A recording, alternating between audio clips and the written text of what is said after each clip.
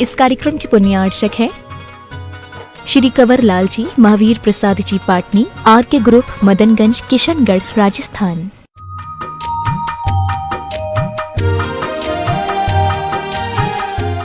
वीरसेन जैन जो पुत्र हैं श्रीमान विकास जी श्वेता जी के जालंधर ट्रस्टी हैं गुणायतन के, जिन्होंने आज अपने आप को संस्कारित किया है। ऐसे वीरसेन सुपुत्र जिसे कहा जा सकता है, वे आए गुरुदेव के कमलों में शास्त्री अर्पण करके अपने जीवन को धन्य करें। आइए वीरसेन जी विकास क्रम से आएंगे, जिनको बुला रहा हूँ क्रम से आए। वीरसेन जी, विकास जी, श्वेता जी जैन जालंधर से ट्रस्टी गुणायतन आए और गुरुदेव के कमलों में शास्त्री अर्पित करके अपने जीवन को धन्य करें। जिनवाणी जग मैया जन्म दुख मेट दो, जन्म दुख मेट दो, मरण दुख मेट दो। जिनवाणी जग मैया जन्म दुख मेट दो।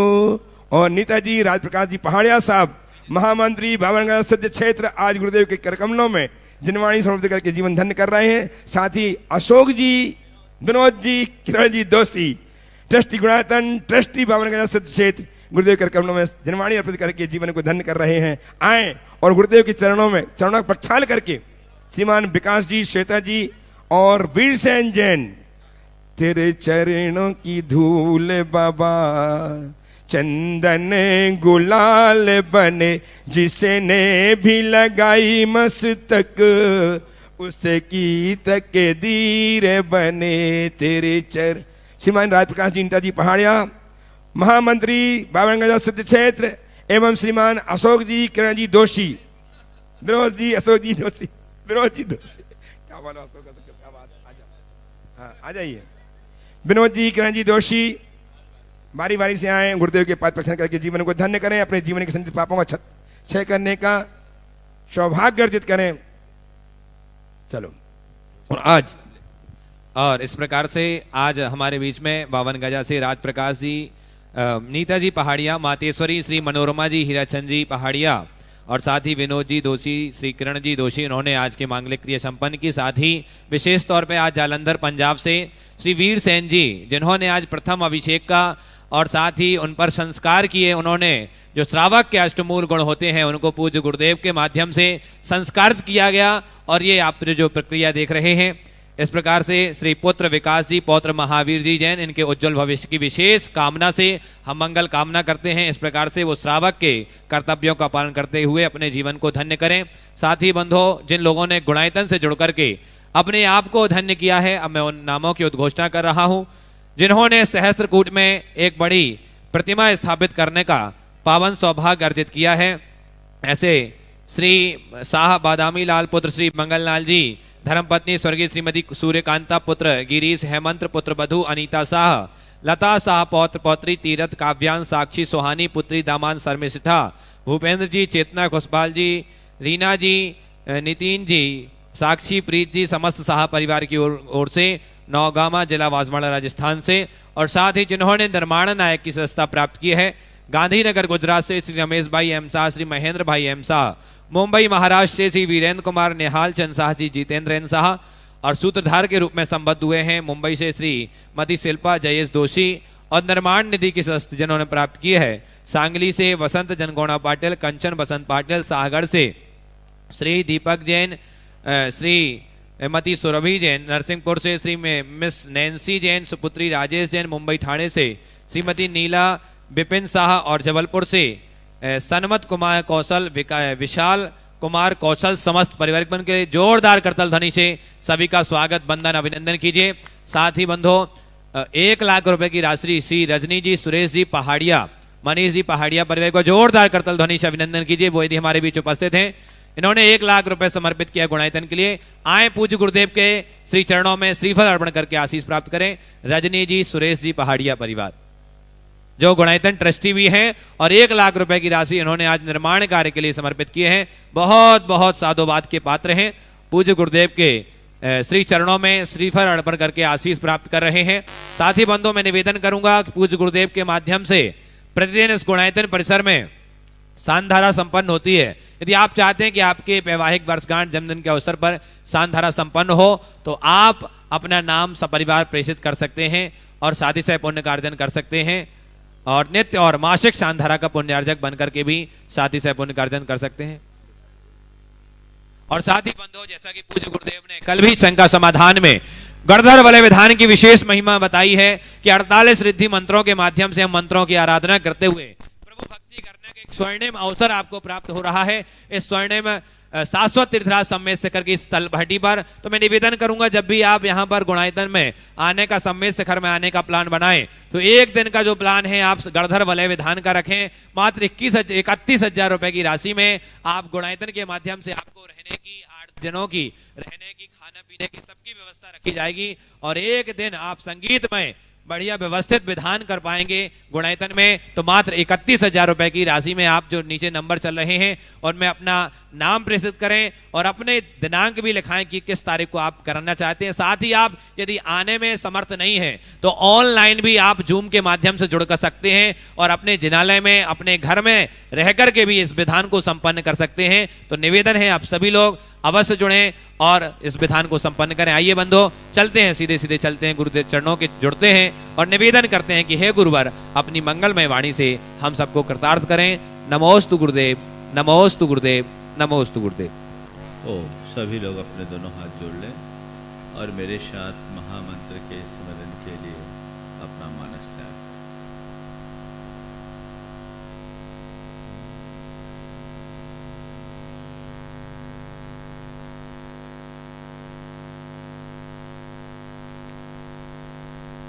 नमो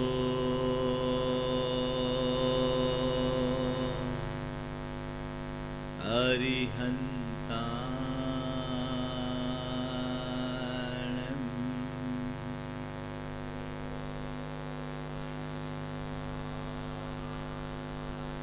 नमो सिद्धाय नमो सिद्धाय नमो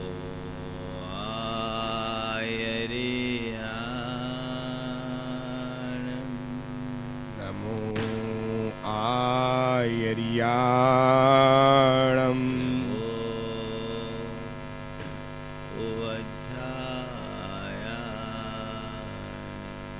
नमो वज्झायाणं नमो लोये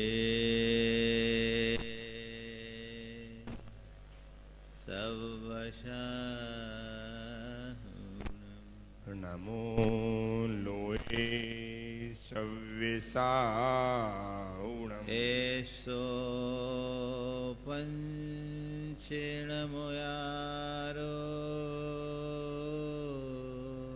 एषो पञ्चणमो यारो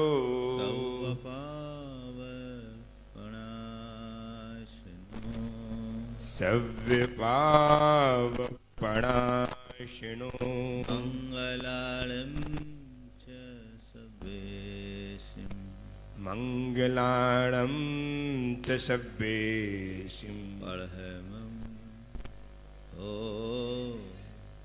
मङ्गलम् परमं होई मङ्गलम्। जय बोलो देवादिदेव खजराज महावीर स्वामी की जय जय जय अहिंसा परमो धर्म की जय जय जय परम पूज आचार्य गुरुवर श्री विद्यासागर जी महाराज की जय जय जय परम पूज्य महामना मुनिराज प्रमाण सागर जी महाराज की, परम पूज्य राय सागर जी महाराज की। जीवन के विकास में व्रतों का सबसे बड़ा स्थान है।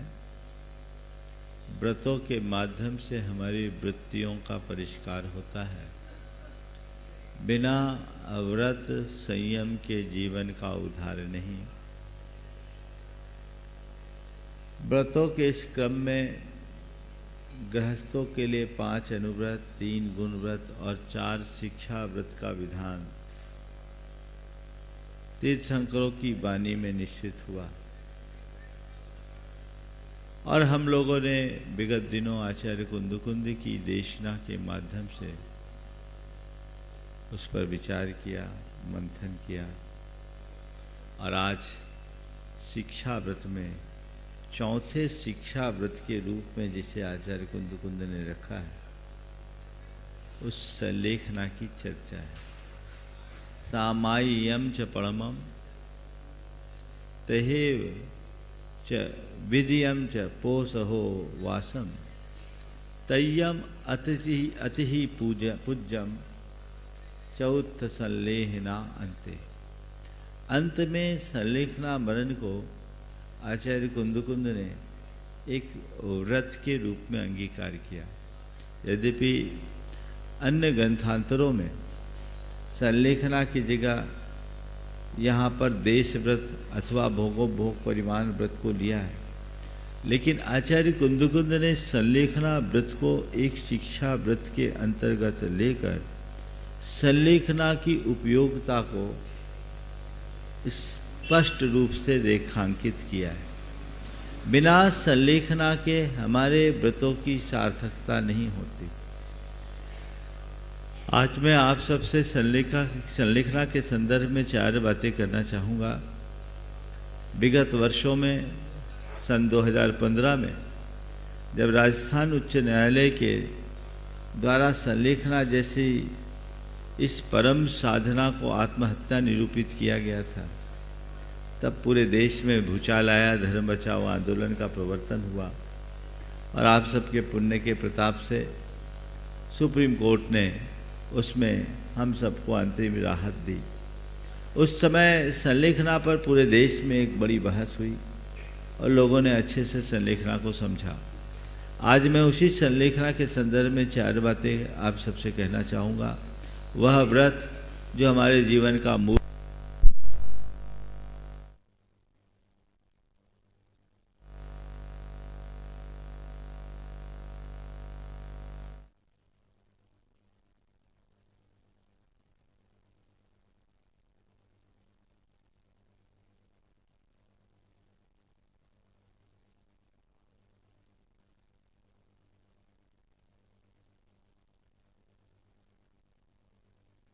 मैं आप सबसे कह रहा था, वह व्रत जो जीवन का मूल व्रत है और जिसके होने पर हमारे सारे व्रत सार्थक होते हैं, उसके संदर्भ में पर्याप्त जानकारी होना जरूरी है। संलेखना क्या है, संलेखना क्यों, संलेखना कब और संलेखना कैसे, इन 4 सवालों के माध्यम से आज हम संलेखना के संदर्भ में बात करेंगे। संलेखना शब्द सत धन लेखन से बना है। सत यानी भले प्रकार से, लेखन यानी कृश करना। अपनी काया और कषायों को कृश करने का नाम संलेखना है। ये संलेखना क्या है? जिसने जन्म लिया है उसका मरण सुनिश्चित है, जो आया है उसको जाना है। एक भी संसार में एक भी ऐसा प्राणी नहीं है जो अजर अमर रहे। सबका जाना सुनिश्चित है, हमारा, आपका, सबका। अब जब जाना निश्चित है तो हमें केवल ये तय करना है कि कैसे जाना है, किस प्रकार से जाना है। मृत्यु के अनिवार्य और अपरिहार्य स्थिति के निर्मित होने पर सब प्रकार के विषाद को त्याग कर अपने शरीर के परित्याग का नाम संलेखना है। ये 2 प्रकार से, एक काय संलेखना और दूसरी कषाय संलेखना। काय संलेखना अर्थात अपने शरीर को उत्तरोत्तर कृश करते चलना, छीन करते चलना। और कषाय संलेखना अर्थात अपने अंदर के विकारों का निरंतर शोधन करते जाना। इन दोनों को जब हम करते हैं तब संलेखना होती है। इसी को संलेखना या समाधि मरण कहते हैं। अगर एक वाक्य में मैं कहूँ तो ये कह सकता हूँ, मरण के समय में, मृत्यु के अनिवार्य या अपरिहार्य होने पर सब प्रकार के विषाद या क्षोभ को त्याग कर समता पूर्वक इस शरीर के परित्याग का नाम संलेखना है। संलेखना के स्वरूप को न समझ पाने के कारण ही लोगों ने संलेखना जैसे इस पवित्र साधना को आत्महत्या जैसी कुप्रथा से जोड़ दिया। संलेखना आत्महत्या कतई नहीं। संलेखना हमारी साधना का प्राण है। हमारे शास्त्रों में ऐसा लिखा है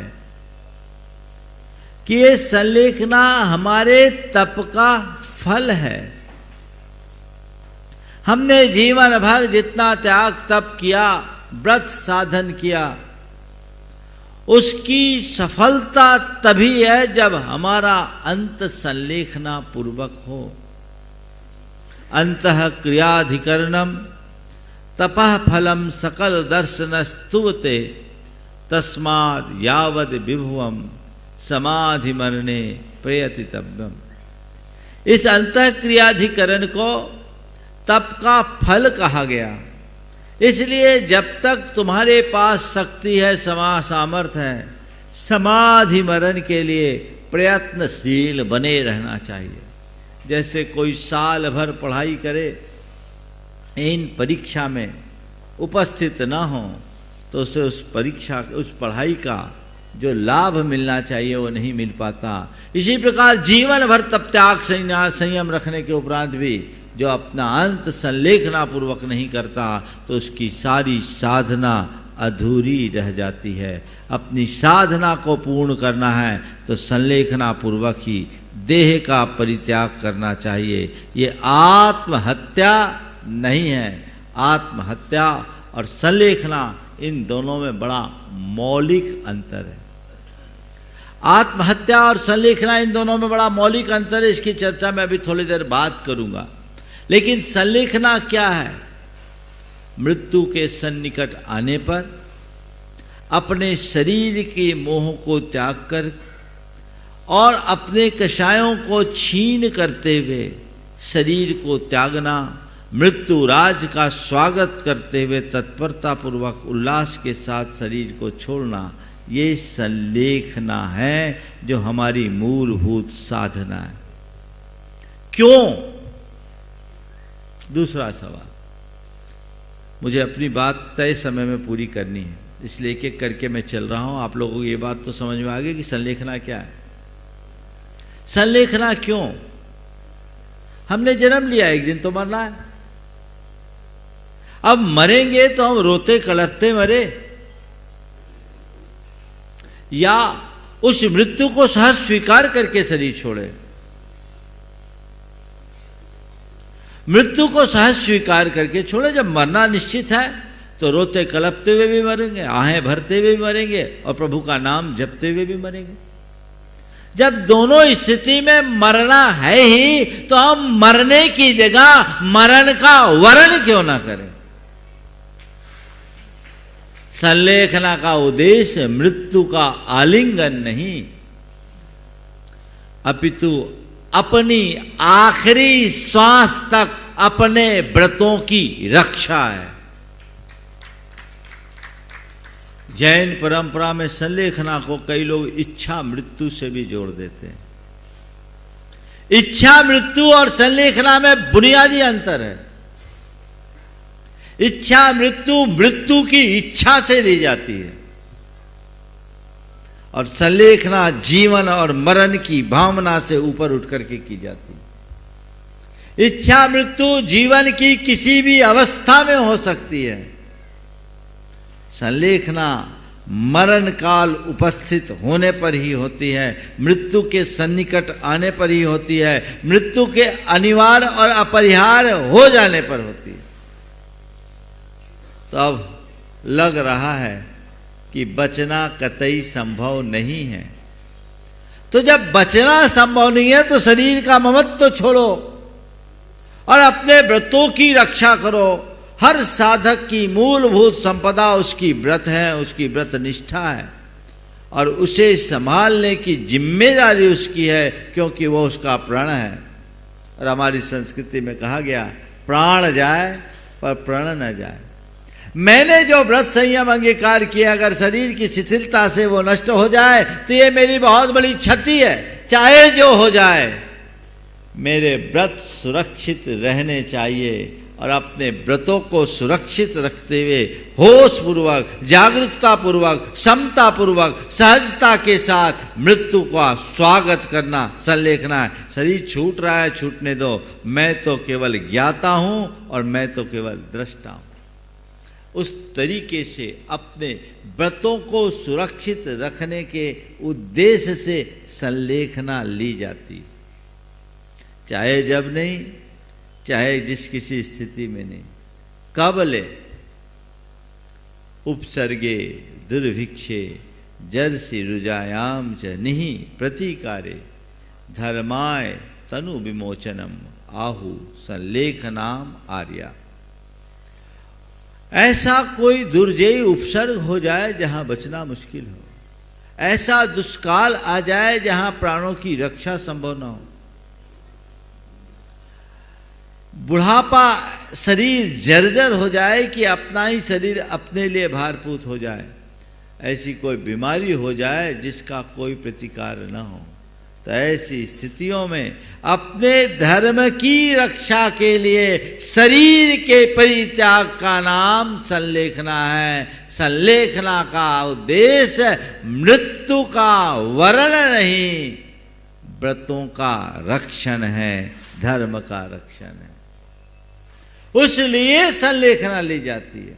जब दिख रहा अब तो जाना ही है, सब कुछ जाना है, तो भाई अब धीरे धीरे शरीर का मोह त्यागो, आत्मा के प्रति अनुराग जगाओ और आत्मानुरागी बनते हुए अपने जीवन का पथ प्रशस्त करो। संलेखना जब चाहे नहीं ली जा सकती।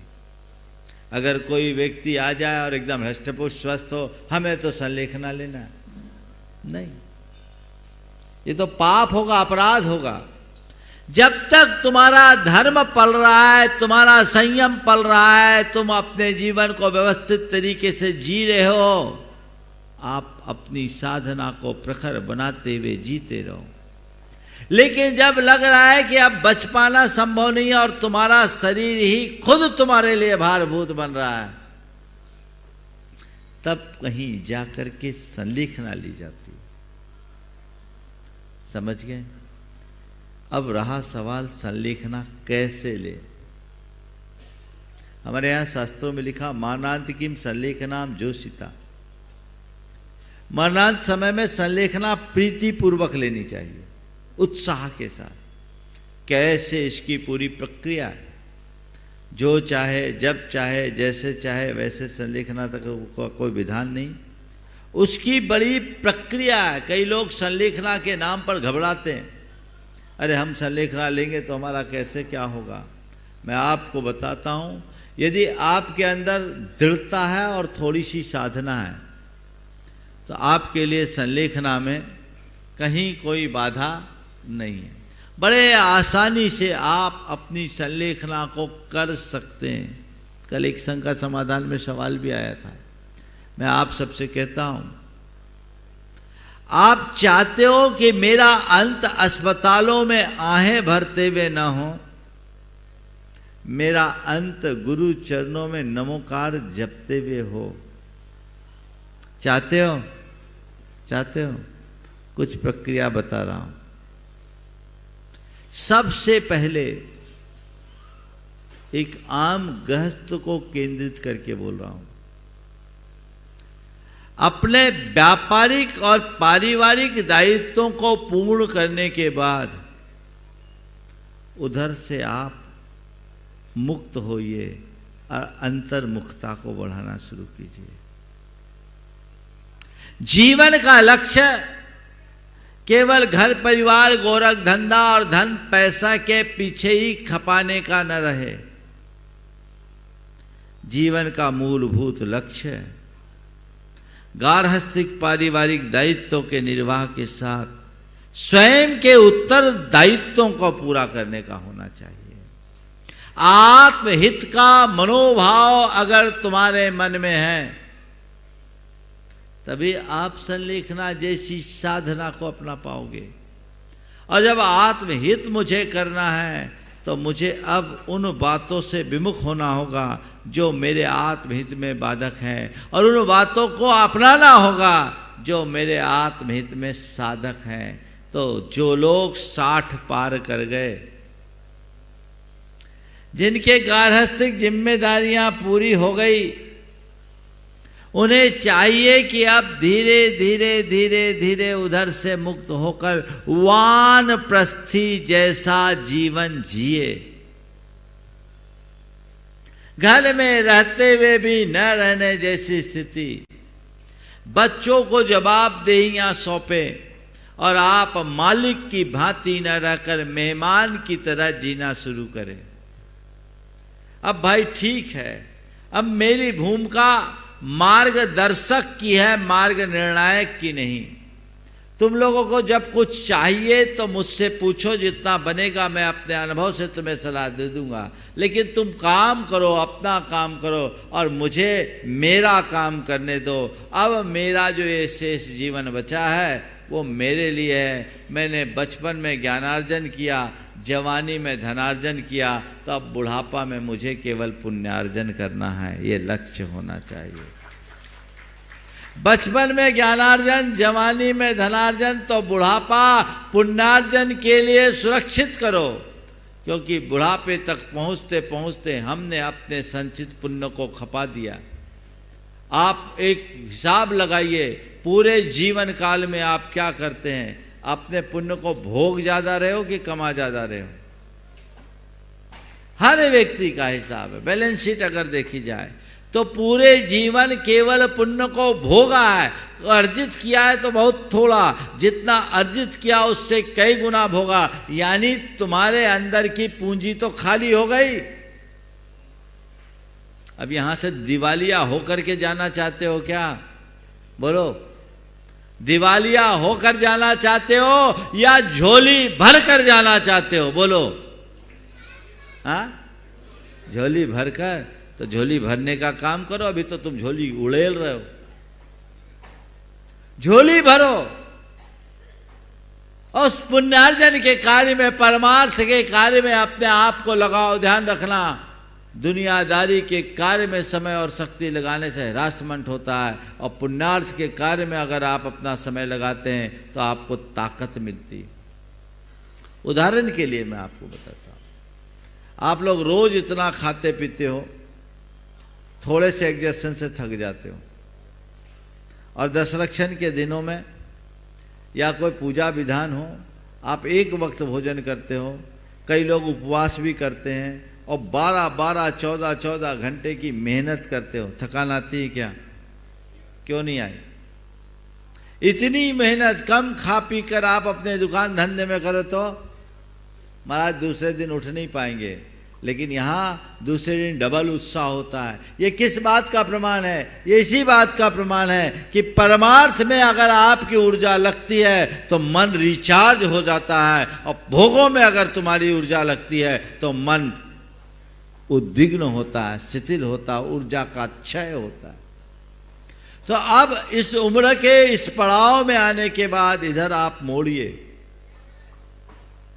और अब धीरे धीरे अपने परिणामों को संभालिए, अपने अंदर के भावों को निर्मल बनाने की कोशिश कीजिए, अपने राग द्वेष मोह को कम कीजिए, स्नेह वैर आसक्ति को मंद करने का प्रयास कीजिए, उसे धीरे धीरे कम करके अपने में रहने का अभ्यास बढ़ाइए। और साथ में सबसे पहले चरण में, बहुत नीचे स्तर से ले रहा हूं, रात्रि में चारों प्रकार के आहार का परित्याग कीजिए। पहला काम, सर लिखना चाहते हो? अभ्यास बनाओ, रात्रि में चारों प्रकार के आहार का त्याग। इससे क्या होगा? 1 महीने में 1 पखवाड़े के उपवास का फल मिलेगा। होगा ना? 12 घंटे का उपवास, तो आधा उपवास रोज का, तो महीने में 15 दिन का उपवास हुआ, साल में 6 महीने का उपवास। आत्मा की योग्यता बढ़ेगी। दूसरे चरण में दिन में बार बार खाने की आदत पर अंकुश लगाइए। तीसरे चरण में दिन में भी 2 ही बार भोजन लीजिए। चौथे चरण में शाम का भोजन बंद करके पानी, फल, ड्राई फ्रूट्स लीजिए। 5वें चरण में उसको भी बंद कर दीजिए, दूध पानी पे रहिए। 6वें चरण में आप आगे बढ़िए और एक भुक्ति पर आ जाइए, 1 बार भोजन। इस बीच उपवास आदि की साधना भी कीजिए और अपनी कषायों को मंद से मंदतर करने का प्रयास कीजिए। अपना समय ज़्यादातर स्वाध्याय, चिंतन, गुरु समागम, प्रवचन, ध्यान इसमें लगाइए, सामायिक में लगाइए, ताकि आपकी अंतरात्मा से केंद्रीकरण हो सके। और जैसे जैसे उम्र ढले अपनी शक्ति के अनुरूप अपनी साधना को प्रखर से प्रखरतर बनाते जाइए। और जब लगे कि अब शरीर पूरी तरह से निढाल होने लगा है, बीच में गुरुओं से मार्गदर्शन लेते रहिए। और जब ऐसा लगे तो गुरु शरण में चले जाइए। गुरुओं के पास जब जाया जाता है ऐसी स्थिति में, ये जो मैं विधि बता रहा हूँ उत्कृष्ट बता रहा हूँ, अभी और भी बातें बताऊंगा। जब गुरुओं के पास जाते हैं तो वहाँ सबसे पहले गुरु के पास जाने से पूर्व जब आखिरी संलेखना की स्थिति होती है, गुरु देख लेते कि नहीं अब इनके सारे लक्षण दिख रहे हैं, ये 1-2 साल से ज़्यादा के मेहमान नहीं हैं, शरीर तो एक दिन जाना ही है। तो फिर एक बार सबसे पूरे परिवार और परिजनों से क्षमा मांगना और क्षमा करना। उनसे कहा जाए कि मैं इतने दिन तक परिवार का मुखिया बन करके रहा, मैंने अपने तई बहुत कोशिश की पूरे परिवार को एक सूत्र में पिरो कर रखने का, और तुम्हें धन और धर्म दोनों के क्षेत्र में मैंने आगे बढ़ाया, लेकिन हो सकता है इस परिवार के मुखिया होने के नाते मेरी कई ऐसी हिदायतें होंगी जो आप लोगों की इच्छा के विरुद्ध होगी, जिससे आप सबके मन को आघात पहुंचा हो। मेरे व्यवहार से, मेरे बर्ताव से, मेरे स्वभाव से आप लोगों का मन अगर दुखी हुआ हो, किसी प्रकार की चोट पहुंची हो, मैं सबसे क्षमा मांगता हूं। आप सब मुझे क्षमा करें और मैं भी अपनी ओर से क्षमा करता हूं। मैं चाहता हूं कि मैं अपनी आत्मा का उद्धार करूं और आप सबसे मैं कहता हूं मेरे इस जीवन के निर्माण में आप सबका बड़ा योगदान है, आपका उपकार है। एक उपकार और कीजिए कि मुझे मेरी इस अंतिम साधना में आगे बढ़ने की अनुमति दीजिए। और फिर गुरु शरण में आते हैं। वहाँ आने के बाद एक साथ भोजन पानी नहीं छोड़ा जाता, बड़ी वैज्ञानिक प्रक्रिया है। एक बात ध्यान रखना, अंतिम दिनों में हमारी शरीर की रिक्वायरमेंट अपने आप खत्म हो जाती है। आप देखिए अस्पतालों में जो लोग रहते क्या लेते दिन भर में, 1 कप सूप, जूस, कुछ नहीं, जबरदस्ती राइस ट्यूब से आप दे दे कुछ दे दे, शरीर एब्जॉर्ब नहीं करता।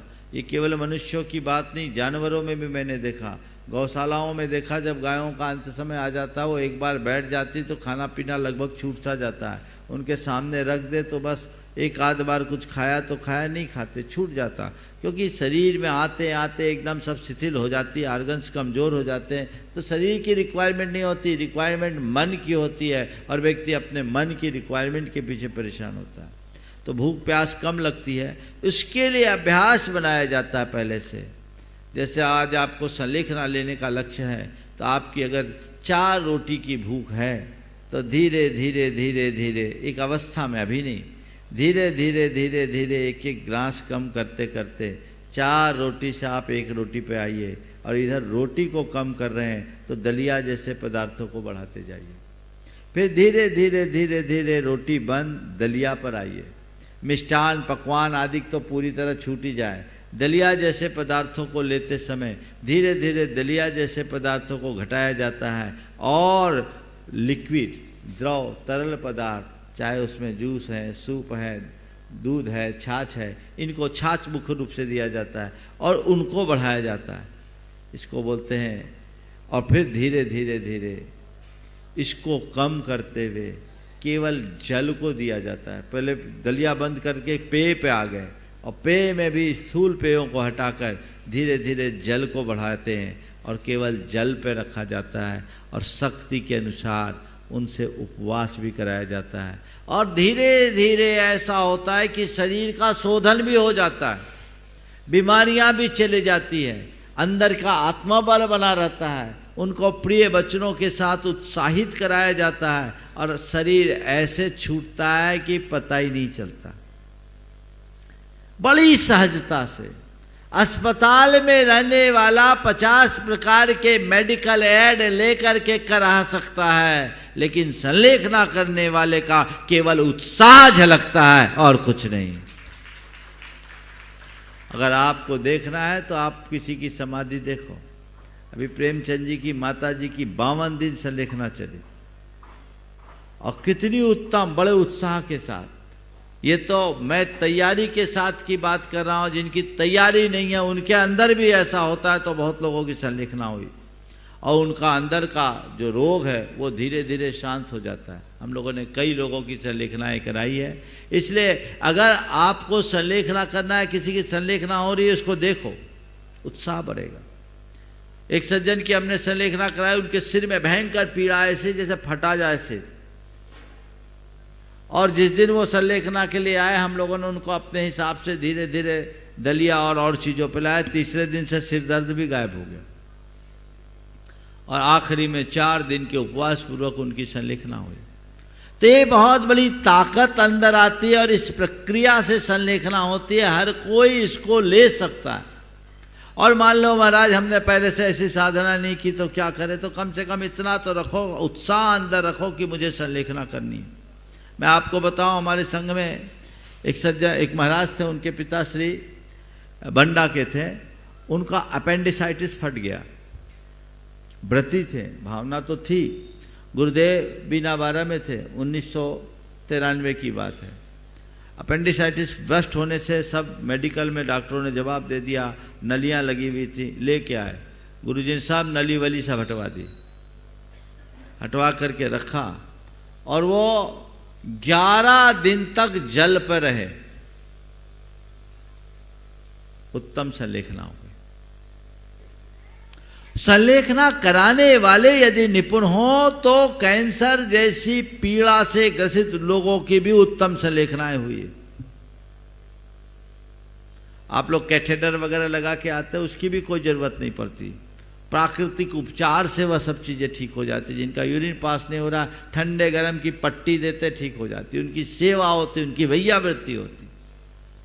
तो संलेखना की ये बड़ी उत्तम विधि है। इस विधि से काम करना चाहिए। और जिनने जीवन भर साधना नहीं भी किया वो भी अगर अंत में ऐसा भाव रखे तो उनके अंदर का उत्साह भर जग जाए तो इस तरीके से अपनी संलेखना समाधि को पूर्ण कर सकते हैं और अपने जीवन को बेहतर और सुंदर बना सकते हैं। ये पुरुषार्थ हर व्यक्ति को करना चाहिए। मन में केवल एक और केवल एक ही भाव रखना चाहिए कि मेरा अंत समाधि पूर्वक हो। हम लोग रोज बोलते हैं, मरण समाधि सुदुर्लभ, कर्मों का क्षय हो, सुबोध सौखकारी, या दुख कहो कम्मक हो बोही लाओ सुवई गमनम समाहि मरणम च। मेरा समाधि मरण हो। तो ये समाधि मरण कैसे होगा? जब उसकी तत्परता होगी तब ना। और एक बार समाधि पूर्वक तुम्हारा मरण हो गया तो इस संसार में 8 भव से ज्यादा नहीं रहोगे। अगर निर्दोष समाधि उत्कृष्ट रूप से हो गया तो तीसरे भव में टिकट कट जाएगा। और अगर नहीं भी हुआ तो ज्यादा से ज्यादा 7-8 भाव, इससे ज्यादा इस संसार में नहीं। तो भाव भ्रमण को रोकने का ये श्रेष्ठ साधन है। तपस्या है सर्वोत्तम साधन। ऐसी साधना को अपनाने का उत्साह हर व्यक्ति का रहना चाहिए। और एक ही सोच, मुझे अस्पताल में नहीं मरना, गुरु चरणों में ही अपना शरीर छोड़ना है। जाना तो सबको है ही, लेकिन ऐसे मरना नहीं है। मरते समय भी प्रभु को सुमरते हुए जाना है। तो ये संलेखना है। इसको आत्महत्या कभी मत समझना। ये इच्छा मृत्यु भी नहीं है, आत्महत्या भी नहीं है। जैन साधना में, जैन धर्म में आत्महत्या को बड़ा पाप कहा गया है। हत्या स्व की हो या पर की, हत्या हत्या है और उसमें उतना ही पाप है जितना पर की हत्या में होता है। इसलिए आत्मवध को जैन धर्म में कहीं स्वीकार नहीं किया गया। तो ये संलेखना क्या? संलेखना आत्मवध है ही नहीं, संलेखना आत्म जागरूकता, आत्मलीनता है। शरीर छूट रहा है, हम उसके दर्शक हैं, हम उसके ज्ञाता हैं। हमने क्या किया? केवल अपने भोजन पानी को कम से रिड्यूस किया। और हमने क्या किया रिड्यूस? वो तो शरीर खुद नहीं चाह रहा है। शरीर मांगे और हम ना दे तो हम सोच सकते, शरीर तो लेता भी नहीं, वो तो जबरदस्ती दिया जाता है। तो जब शरीर की रिक्वायरमेंट कम है तो हम उसे क्यों दें और इसे धीरे धीरे कम करें। आत्महत्या और संलेखनाकर्ता की मानसिकता में जमीन आसमान का अंतर है। आत्महत्या तीव्र मानसिक असंतुलन की स्थिति में की जाती है, जबकि संलेखना पूरी तरह से आत्म जागरूकता के साथ किया जाता है। आत्महत्या कषाय से प्रेरित होकर लोग करते हैं, जबकि संलेखना समता पूर्वक की जाती है।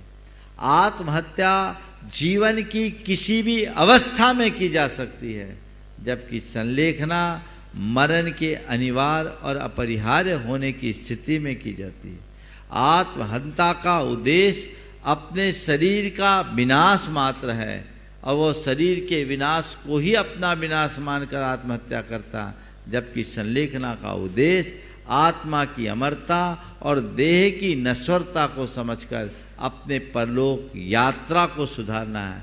आत्महत्या घोर हताशा और निराशा की स्थिति में की जाती है, जबकि संलेखना परम प्रीति और उत्साह के पूर्वक धारण किया जाता है। तो दोनों को एक कहना कतई उचित नहीं है, दोनों की मानसिकता में जमीन आसमान का अंतर है। जैनाचार्य पूज्यपाद ने एक बहुत सुंदर उदाहरण दिया। किसी व्यक्ति के मकान में आग लग जाए तो पहला प्रयास क्या होगा? येन केन उपायेन उस आग को बुझाएंगे। लेकिन निरंतर आग को बुझाने का प्रयास करने के बाद भी आग बुझने की जगह और अधिक बेकाबू होकर बढ़ते जाए तो फिर किसी समझदार व्यक्ति का क्या कर्तव्य है? वो समझदार व्यक्ति यही करेगा कि अब मकान का मोह छोड़कर मकान में जो मूल्यवान वस्तुएं हैं उसको बचा ले, जितनी कीमती चीजें उसको बचा ले। अब बाकी मकान जल रहा है सो जल रहा है। मैं आपसे पूछता हूं, ऐसे व्यक्ति को क्या मकान का विध्वंसक कहा जा सकता है? क्या ऐसा व्यक्ति मकान का विध्वंसक कहलाएगा? कतई नहीं। उसने तो आग को बुझाने की कोशिश की, लेकिन जब सर्वनाशे समुत्पन्ने अर्धम त्यजति पंडिता, जब सब जा रहा है तो आधा त्याग दो, पूरा जाता देखिए आधा ले बचाए, जो मूल्यवान है उसे बचा लो। अब ये शरीर जाना ही है, इसे संभालने वाला नहीं है। तो भाई शरीर का मोह त्याग कर अपने जो व्रत रूपी रत्न है ना, इससे बचाने के लिए ही संलेखना ली जाती है। इसलिए संलेखना का आत्महत्या से कहीं संबंध नहीं। हाँ, वो संलेखना उचित नहीं जो स्वस्थ दशा में और भरी जवानी में भी कोई ले ले। जैन शास्त्र इसकी कोई आज्ञा नहीं देते। संलेखना न जीने की इच्छा से न मरने की इच्छा से। हमारे यहाँ संलेखना के दो अति चार बताएं, जीने की इच्छा और मरने की इच्छा। इसलिए हम रोज बोलते हैं जीवित मरना संसार, मित्रानुराग सुखानुबंध निदानानी। ये संलेखना के दोष हैं। तो न जीने की इच्छा न मरने की इच्छा। आत्महत्या मरने की इच्छा होती और जीने की इच्छा किसी रोगी में होती है, लेकिन जो संलेखना का साधक होता है उसके अंदर न जीने की इच्छा होती है न मरने की इच्छा होती है। वो जीने और मरने की इच्छा से ऊपर उठ करके काम करता है। ये संलेखना की उपयोगिता के संदर्भ में डॉक्टर संपूर्णानंद शास्त्री बहुत बड़े विद्वान, भारत के एक बड़े दार्शनिक विद्वान थे। उनको अपने जीवन के अंतिम दिनों में बहुमूत्र रोग हो गया। बहुमूत्र रोग होने से शरीर की शुद्धि नहीं रही। शरीर की शुद्धि नहीं होने से उनका सब गीता और वेद आदि का पाठ सब अधूरा रह गया। तब उन्होंने एक बात व्यक्त की कि आज मुझे जैनियों की संलेखना की उपयोगिता का आभास हो रहा है। यदि मैंने ऐसी साधना की होती तो मेरा धर्म आज नहीं छूटता। आचार्य विनोबा भावे जी इस संलेखना की साधना से बड़े प्रभावित थे और उन्होंने अपना अंतिम शरीर का त्याग, जो शरीर का परित्याग, अपना अंतिम समय समाधि पूर्वक बिताया। और जब वो समाधि कर रहे थे, श्रीमती इंदिरा गांधी भारत की प्रधानमंत्री थी, वो उनके पास गईं और उनसे भोजन ग्रहण करने के लिए निवेदन किया। तो उन्होंने कहा, नहीं, अब मेरे और मेरे परमात्मा के बीच न दवा की जरूरत है न दबाव की। इंदिरा गांधी से कहा, आप दबाव मत डालें, आज अब मेरे और मेरे परमात्मा के बीच न दवा की जरूरत है न दबाव की। अब इसका कोई काम नहीं। अपने अंदर का भाव जगाइए, उत्साह जगाइए कि नहीं, मेरा अंत समाधि पूर्वक ही हो। और बंधुओं, ये व्यवस्था हमने सम्मेत शिखर जी गुणायतन में बना रखी है। आने वाले समय में यहाँ ये होगा। यहाँ साधना बसतिका बन रही है। 56 फ्लैट तो अभी तैयार हो गए, 1-2 महीने में पूरे हो जाएंगे और 200 और बनने हैं। इतने लोगों की स्थायी व्यवस्था यहाँ होगी। जो दंपति अपना व्रती जीवन जीते हुए यहाँ रह सकेंगे, रहेंगे, और उनकी सेवा शुश्रूषा करने के लिए सारी चिकित्सकीय व्यवस्था भी यहाँ पर होगी, और उनकी बैयावृत्ति करने वाले भी होंगे, और उनके निर्वाह करने में निष्णात श्रावक और श्राविकाएं होंगे, जो उनका अंत समय में उनकी समाधि अच्छे से करा सके, और वो अपना ये शरीर अच्छे से त्याग कर नर भाव को सफल बना सके। ऐसी सारी सुविधाएं और व्यवस्थाएं यहाँ की गई, और ये हर क्षेत्र में होना चाहिए। लोग वृद्धाश्रमों का मुख क्यों जाए, साधना स्थली में जाए। इसलिए मैंने उसका नाम दिया है साधना वसतिका। आप अपने गार्हस्थ्यिक जिम्मेदारियों को पूरा करें और आए यहाँ रहें, व्रत साधन करके अपना पूरा जीवन बिताएं। ये सारी सुविधाएं यहाँ होगी और उसी अनुरूप सारा कार्य होगा। और इस तरीके से आप करेंगे तो ये आपके श्री सौभाग्य की वृद्धि होगी, क्योंकि घर परिवार में उतनी अनुकूलताएं नहीं बन पाती और लोग कई तरह की बातों में उलझ भी जाते हैं। लेकिन ऐसे पारमार्थिक कार्यों में जो लगते हैं उनका जीवन निश्चित निहाल होता है। तो वैसी भावना, वैसी दृष्टि सबके मन में जगे। इस पवित्र भाव के साथ समय आप सबका हो गया। मैं यहीं पर विराम ले रहा हूँ। बोलिए परम पूज्य आचार्य गुरुवर श्री विद्यासागर जी महाराज। जय जय जय। इस कार्यक्रम के पुण्यार्चक थे श्री कंवर लाल जी, महावीर प्रसाद जी पाटनी, आर के ग्रुप, मदनगंज, किशनगढ़, राजस्थान।